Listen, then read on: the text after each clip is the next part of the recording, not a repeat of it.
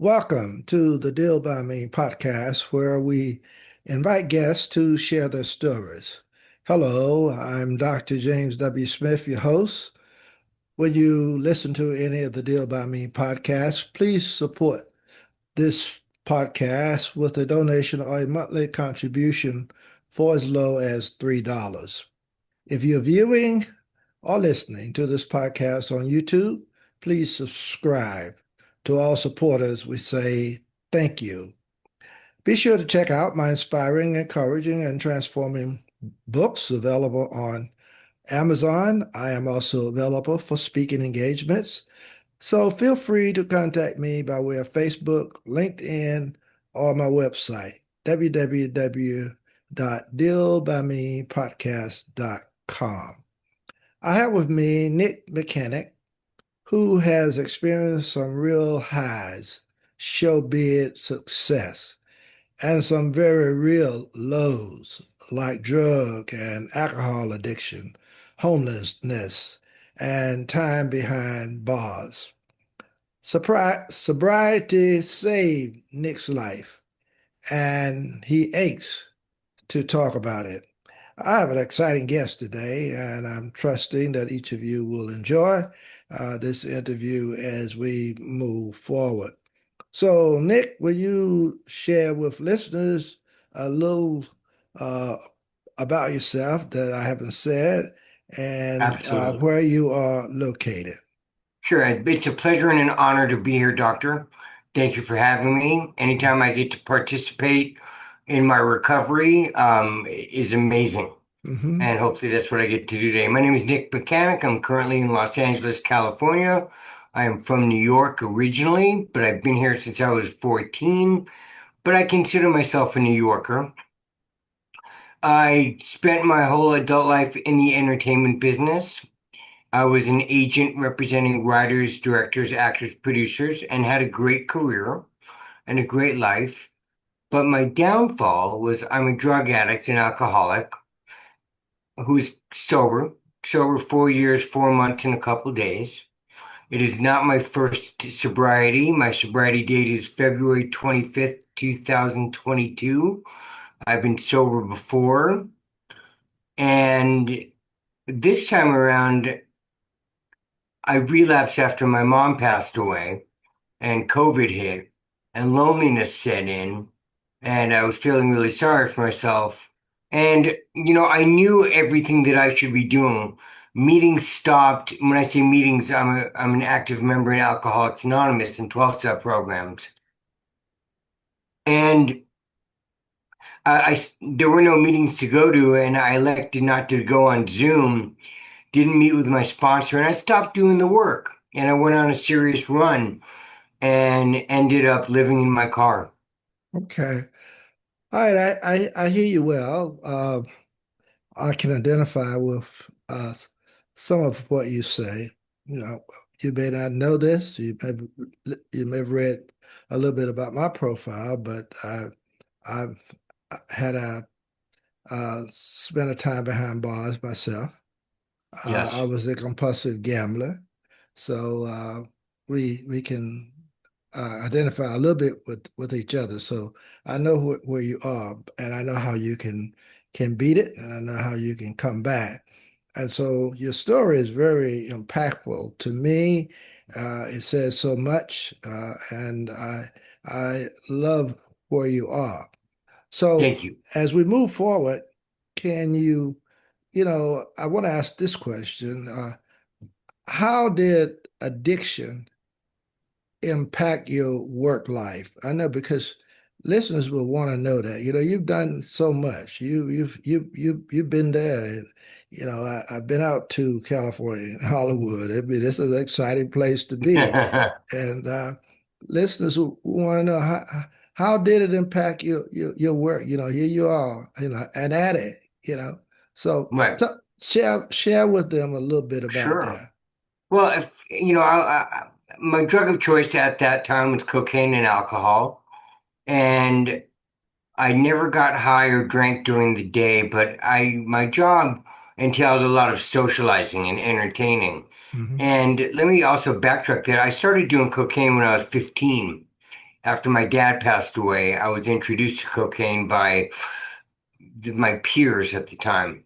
Hmm. And I fell in love with it, Doc. I fell in love with cocaine and alcohol. Mm. And it progressed. It's a progressive disease. And as an agent, I was making a lot of money and doing a lot of deals, putting together a lot of movies that you and your listeners hopefully have seen. And my disease progressed to the point where I was getting high every night, Hmm. calling in sick at least once a week, twice a week, not being able to do my job, not being able to return calls or negotiate deals.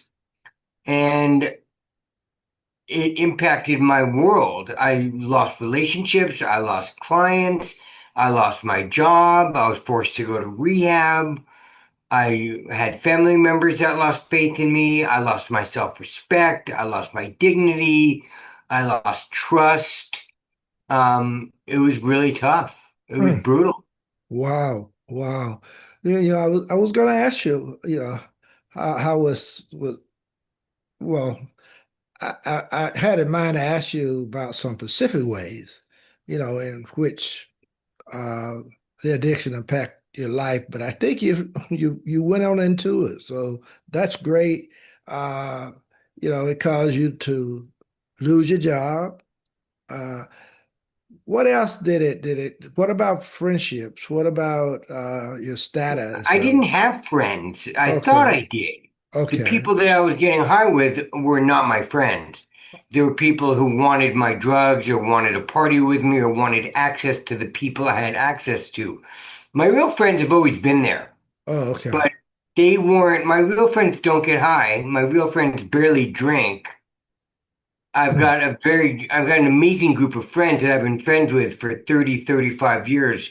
And the new friend that I've met by being sober is amazing. Hmm. It's a whole different world. Oh, wow, wow. I can sense that. Who it's interesting because you really know who your real friends are when That's when right. when you're going through something, you know. I Yeah. was incarcerated for 6 months in county jail. Hmm. I was dealing drugs and I was Hmm. dealing a lot of drugs. Okay. And I got raided, and none of my friends, so-called friends, quote unquote, came to visit me. Hmm. So they weren't, as you eloquently pointed out, I found out who my friends were. Yeah. My friends were my mom and my sisters and my Hmm. best friend and my then girlfriend. And that was Hmm. it. Yeah. Yeah. Everybody else was like, forget Nick. We don't know Nick. I, I understand exactly where you are because I have friends now that was with me when I went through my difficulties, and we're still best friends now. Those are what you call real friends. They didn't change, still love me regardless of what. And so when you've got that, you know you got a real friend. But those who just kind of ignore you, say, I knew who was gonna mess up sooner or later, and they kind of forget you. But That's right. so I understand where you are completely. Let me ask you this. I noticed that you are now a podcaster. Okay. Yes. So will you share with listeners what your podcast is about? What do you talk about? I have And two podcasts. One I okay. produced called o- Dead Drop, Okay. which is starring my good friend and business partner, John Kiriakou. John is a whistleblower for the CIA, Okay. and it is about him being a former CIA agent. Okay. He was sentenced to 22 months in federal prison for being a whistleblower. He Hmm. was a whistleblower on the torture program. Okay. Then I produce and I host the Mechanic podcast, and that's how your listeners can contact me, and they can listen to my podcast and comment, and I read all the comments and I can respond there. Hmm. And it's about addiction, it's about recovery, it's about redemption, it's about my story and how I overcame my addiction and got back into being a respected, loving, caring member of the human race, which I Okay. stopped being for decades. Mm. It was all about me, Doc. I didn't care about you or anybody else. I chased the dollar and I did well at it, and it was pretty rough. Hmm. Okay. I hear you. Um, what is your position when folks say someone is a functional alcoholic or addict? And I guess I'm asking you that question Mm, because it seemed that that's the person you were. You were, a Hollywood agent. You were working, but you still kind of took care of your business. yes. So, so talk about that just a little bit. I managed it for a long time. I was Okay. able to navigate the nuances between partying, drinking, doing coke, getting high, and then going to work. Okay. But as I got older, the more I drank, the more into my disease I got, the more cocaine I did, the more drugs I experimented with. And it took its toll on me physically, emotionally, mentally, and I became unable to maintain that. Oh, okay. And I Okay. called in sick all the time. I made excuses. I slept through my alarm. I missed meetings. I remember we flew to Canada to meet with the CEO of Labatt's Beer, multi-billion-dollar corporation who wanted to invest in movies and television shows. And I slept through the meeting. And my boss basically chewed me out for weeks. Mm, And okay. I get you. I'm just amazed. I'm sitting here kind of I don't know. I'm in shock. yeah, You your story is so impactful. thanks, Doc. So would you say to persons who would say that there is not a such thing as a real functional alcoholic or addict that because at some point it's going to catch up with you? It's a delusion and an Okay, illusion. okay. I We love. think in our mind that we're actually maintaining and controlling our life and our world. Hmm. People around us know. They can tell. It takes its toll physically. Our skin starts getting droopy. Our eyes are glassy. Our eyes are red. We're unkept. Mm. We're wearing the same clothes 2 days in a row. Wow. We are basically not showered. People know. Mm. And people think they can control it, and they think they're getting away with it, and they're not. People are not stupid. Mm. At least Wow. that's my experience. Wow. Can you tell that to somebody else you know? I'm sorry? No, I was having a joke about saying, Yeah. could you tell that to somebody else you might know? Yeah, I tell that to a lot of people. I share my story about that. I understand. I do understand. Now, as I read your profile, one of the things that I saw that I wanted to talk to you about, as you say, though the road to recover was long and could could not sure if I understand what you meant by the last word, but I do want to just ask you to talk about that road, what you went through, how you got to where you are. Share a little bit about that with listeners. Well, first of all, I had a detox because my alcoholism got to the point where I was drinking a half gallon of vodka every day. Ooh. Hmm. And I stopped working. In 2000, I resigned from my position. I got fired. I worked everything out. I went to rehab, got rehired, and then I started my own company Hmm. in 2000. And that's when I started dealing drugs. Okay. And that's what caused me to go to jail and face 15 years in prison because I got raided and got arrested 3 times. So it was a pretty rough road coming back from all that. I Hmm. had to really look at my innermost self and really learn the truth about me Mm. and learn about my addiction and learn about my past and make amends to people that I've harmed and live in the present and not future trip and that's difficult for me because I Mm, like to future trip. I like to live in the good old days mm. and I have to stay present and be focused. And the one of the great things when my mom passed away, she got to pass away with me being sober. Oh, great. And that was one of the greatest gifts I could have ever given my mom after putting her through what I put her through for decades and decades. Mm, I remember the one of the happiest moments of her life was when I went to jail because she knew I was safe mm, for the most part. County jail in LA is one of the most dangerous, if not the most dangerous jail in the United States. But she knew I was safe and I wasn't getting high. mhm. Oh, wow, that's well said. Well said. Well said. I love your story. It's amazing. Someone asked you the a question that I probably would ask almost any person who comes on my podcast, who can identify with some things. What would be your advice to someone who engages in alcohol or drug use in the workplace? Don't do it Okay. because you will get caught, you will get exposed, and there will be enablers who want to see you go down. Mm, You think that there are people in your world who will act like they want you to succeed, and they're jealous and envious of where you're at. And people will say, hey, let's go get high, let's go get drunk, no one's gonna know.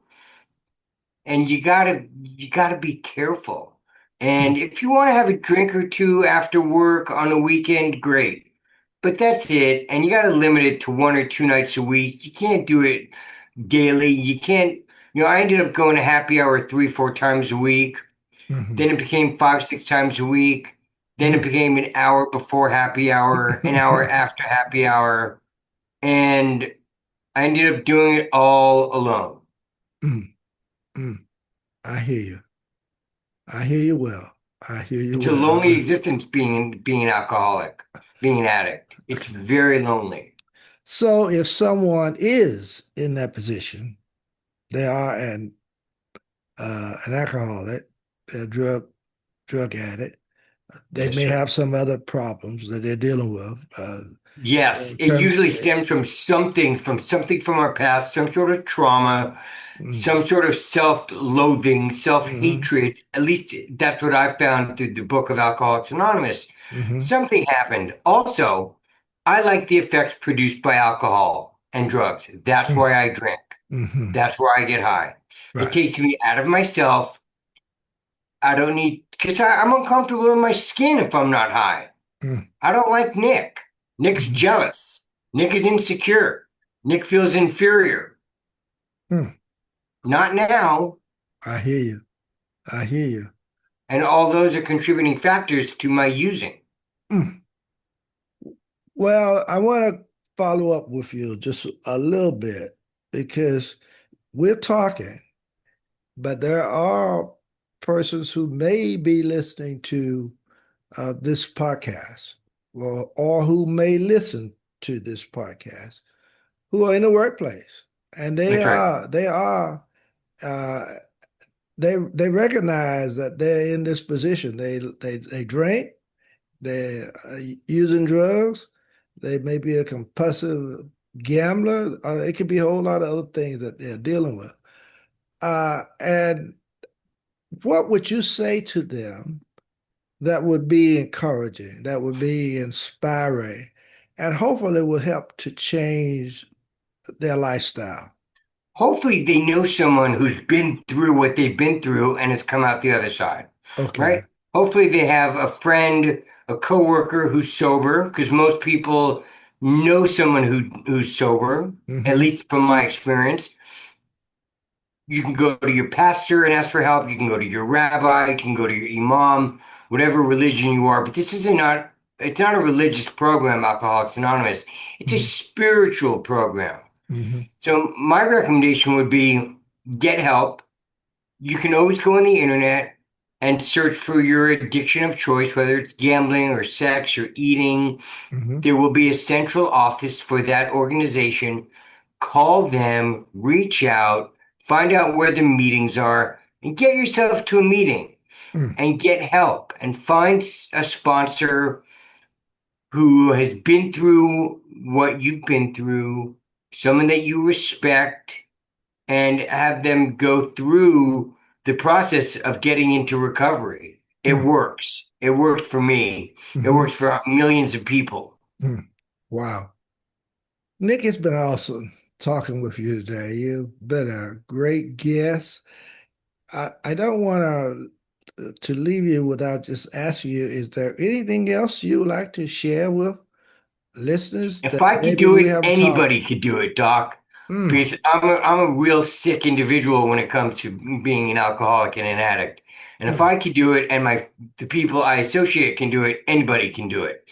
Wow. Have faith and pray. I love it. I love it. If I can do it, anybody can do it. That's right. I've said that myself. If I can do it, anybody can do I it. love that, Doc. Boy, it's amazing. Nick, you've been great. Thank you so Thanks, very Doc. much. Thank you so very much for coming on the Deal by Me My podcast. pleasure. And I've just enjoyed having you. And there you have it, Nick Mechanic sharing with us today. And until next time, peace and blessings be with each of you. Thanks, Doc. Have a blessed day.